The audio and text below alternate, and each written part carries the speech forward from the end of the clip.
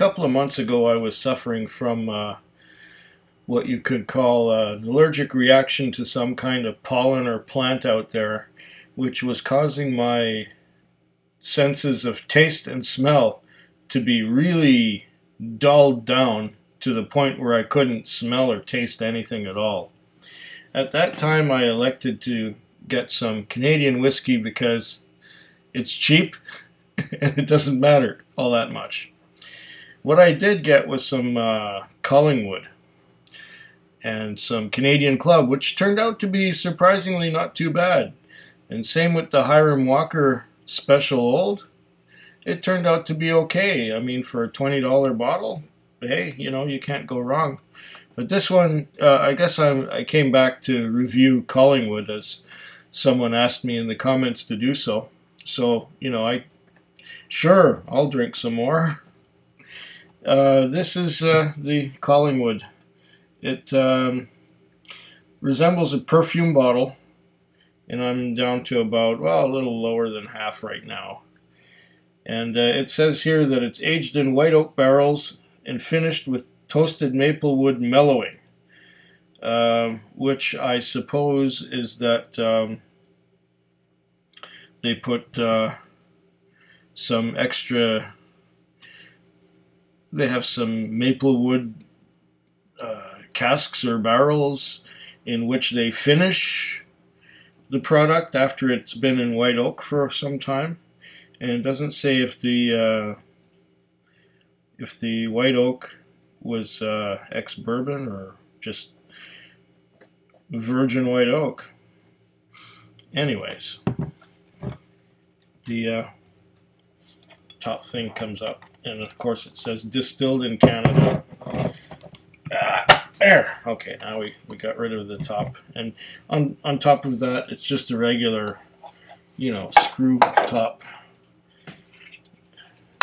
And it has one of these guards in there so that you don't refill it and try to resell it, or at least that's what they do in poor countries. I've never seen a Canadian whiskey with one of these guards on it. The only place I'd seen that before was in Mexico, when, you know, you'd order some tequila reposado or something like that, and then it would have this plastic thing in there. Anyway, it does make the pouring easy. I also saw it on some Indian whiskey, some Mohan Meakin's Solan No. 1. I think I reviewed that here. I can already catch a whiff of the Collingwood from here. It has a bit of it's a subtle maple kind of aroma, having been finished in maple wood, or being maple wood mellowed in toasted maple wood mellowed, something like that. Anyway, they claim that it is the smoothest whiskey ever made.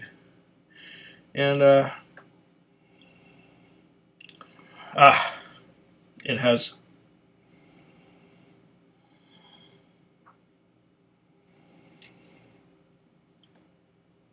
it's hard to tell what the original mash is, but I do smell some rye. And at 40% alcohol by volume, it's not necessarily a very strong aroma, but it is there. This one has been growing on me since I got it more than 2 months ago when I had that allergic reaction. It smells like Canadian whiskey typically.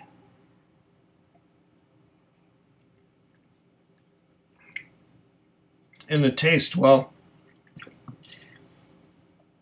yes, it tastes a little bit like maple, but it's very subtle. It's like if you were to take an ex-bourbon cask and put rye whiskey in an ex-bourbon cask.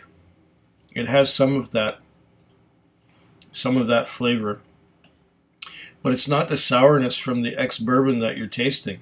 It's the maple that you're tasting. It's like a watered down maple syrup kind of flavor, but apparently it was mellowed with using the wood of the maple tree. I used to chew maple leaves when I was a kid, just for the flavor.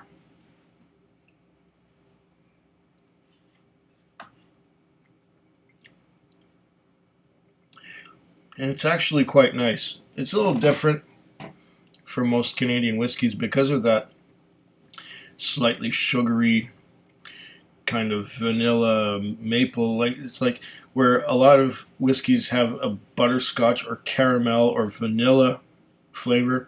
This one will have like a bit of a maple flavor instead. So it's a little different from your usual thing. I didn't taste it at first because my sense of taste and smell were shot. But now, you know, it's grown on me and I do enjoy it. I wouldn't go so far as to try different whiskeys which are more heavily maple. This is just finished in the maple wood. It hasn't had any maple syrup put in it, or it hasn't had any flavoring dropped in. Like there are some whiskeys that are, you know, Canadian whiskeys especially, that advertise themselves as being spiced or being maple. And it's like, I went to get some Knob Creek the other day, and I bought the rye rather than the maple whiskey because I thought, maybe there's too much maple in there. But you know, this is good for something different. If you're just drinking single malt scotches the whole time and you want to give your taste buds a rest and maybe a little bit of adventure, this isn't bad. This goes down very easily, and it tastes pretty good. It's not like a single malt scotch naturally, but it's a change of pace, and that's what it's about. Changes of pace are sometimes good, because that way you get to appreciate even more the good things for their quality by trying something else for a while. Anyway, that's my little revisit of Collingwood. I hope that works for you. Food Quig. Food Quig. Food Quig. Food Quig. Food Quig. Yeah.